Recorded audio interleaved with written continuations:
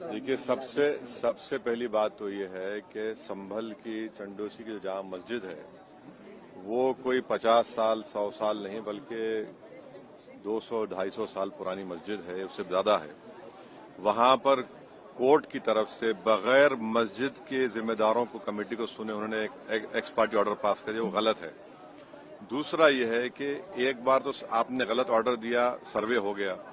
दूसरा सर्वे जब किया आपने किसी को इत्तला नहीं दी। तीसरी बात यह है कि पुलिस का ये काम था कि मस्जिद कमेटी को कॉन्फिडेंस में लेते या वहां की पीस कमेटी को। चौथी बात यह है कि जो सर्वे करने लोग आ रहे हैं वो प्रोवोकेटिव स्लोगन्स लगा कर आ रहे हैं, वो वीडियो उसका है, पब्लिक डोमेन में है।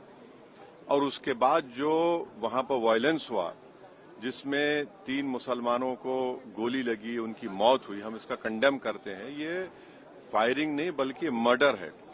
और जब से बाबरी मस्जिद राम मंदिर का जजमेंट आया, जिस बात को मैं पर्टिकुलरली कह रहा हूं कि उस जजमेंट के बाद ये सब चीजें खुलेंगी और एक के बाद एक खुल रही हैं। एएसआई प्रोटेक्टेड मॉन्यूमेंट सब बातें कर रहे हैं, क्या एएसआई के कानून में नहीं है कि आप उसका रिलीजियस नेचर चेंज नहीं, कैरेक्टर चेंज नहीं कर सकते? किस बुनियाद पे कर रहे हैं ये? और आप किस बुनियाद पर अपने फेथ को दूसरों पे थोपेंगे? भाई, कानून कोई चीज है ही नहीं है। जिस दिन कोर्ट में सुनवाई होती है उसी दिन ऑर्डर हो जाता है, उस दिन सर्वे भी हो जाता है। ये तो 1948 में ऐसे ही हुआ था बाबरी मस्जिद में। तो ये जो फायरिंग हुई है ये फायरिंग नहीं है, मर्डर है। और जो भी ऑफिसर्स इन्वॉल्व है उनको सस्पेंड करना चाहिए और एक सिटिंग हाईकोर्ट जज की इंक्वायरी होनी चाहिए। ये सरासर गलत है, जुल्म हो रहा है वहां पर। तो संभल में वहां के सांसद पे एफआईआर दर्ज कर दिया जाए। आप जिस पे चाहे कर लीजिए भाई, जिस पे भी चाहे कर लीजिए।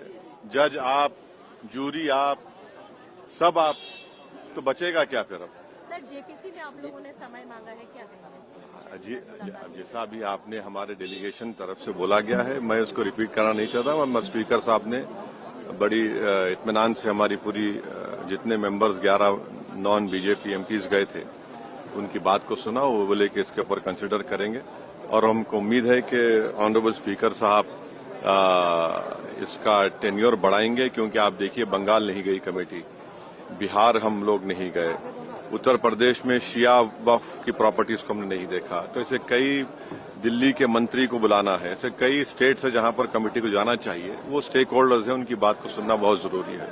सर, वक्फ बोर्ड अमेंडमेंट बिल को लेकर आप क्या सोचते हैं? क्योंकि लगातार सरकार की तरफ से यही कहा गया कि जो मुस्लिम है, जनता है, उनके हित में है, मुसलमान जो है उनके। अभी ये कानून बना नहीं, आप देख लीजिए संभल में क्या हो गया। अभी ये कानून बना नहीं है। आप देख रहे हैं कि हर जगह पे बोल दिया जा रहा है कि नहीं, ये यहाँ पर 500 साल पहले मस्जिद नहीं थी। इस बिल में ये बिल आर्टिकल 26 का वायलेट करता है। ये संविधान के फंडामेंटल राइट का 26 का ग्रेव वायलेशन है। ये बिल कलेक्टर को इतने पावर्स दे रहा है कि कलेक्टर तय करेगा कि कौन सी वक्फ प्रॉपर्टी है नहीं है। ये कैसे होगा? कलेक्टर कैसा जज होगा अपने ही केस में? तीसरा, आप किस बुनियाद पर इस बिल में आप नॉन मुस्लिम को मेंबर बना रहे हैं? जितने धर्म की बुनियाद पर, चाहे वो हिंदू धर्म के एंडोमेंट बोर्ड्स हो, चाहे दिल्ली का एसजीपीसी हो या उसका एक्ट हो, या क्रिश्चियंस के जो भी उनके धर्म के संस्थाएं हैं, वहां पर तो कोई उसी धर्म का आदमी मेंबर बनता है। आप तो कंपलसरी स्टेट वक्फ बोर्ड में जहां पर 11 मुसलमान बनते थे, वहां पर आप मेजॉरिटी नॉन मुस्लिम बनाना चाह रहे हैं। सेंट्रल वक्फ काउंसिल में मेजॉरिटी ऑफ नॉन मुस्लिम बनाना चाह रहे हैं। क्यों करना चाह रहे हैं आप? ये क्या मकसद है आपका? कलेक्टर को इतना पावर दे रहे हैं। तो ये आर्टिकल 26 का ग्रेव वायलेशन है और इसीलिए वक्फ को बचाने के लिए नहीं लाया जा रहा है। ये वक्फ को खत्म करने के लिए, और वक्फ बोर्ड को सिर्फ एक पोस्ट ऑफिस बना के रखना चाह रहे हैं। तो जो वक्फ की प्रॉपर्टी है वो गवर्नमेंट की दी भी नहीं है, इसको मुसलमानों की गाड़े खून की कमाई है, तो आप उसको छीनना चाह रहे हैं। और उतना ही मकसद है सरकार का। आप देख रहे हैं संभल में क्या हो रहा है, ऐसे ही और वाकयात होते रहेंगे।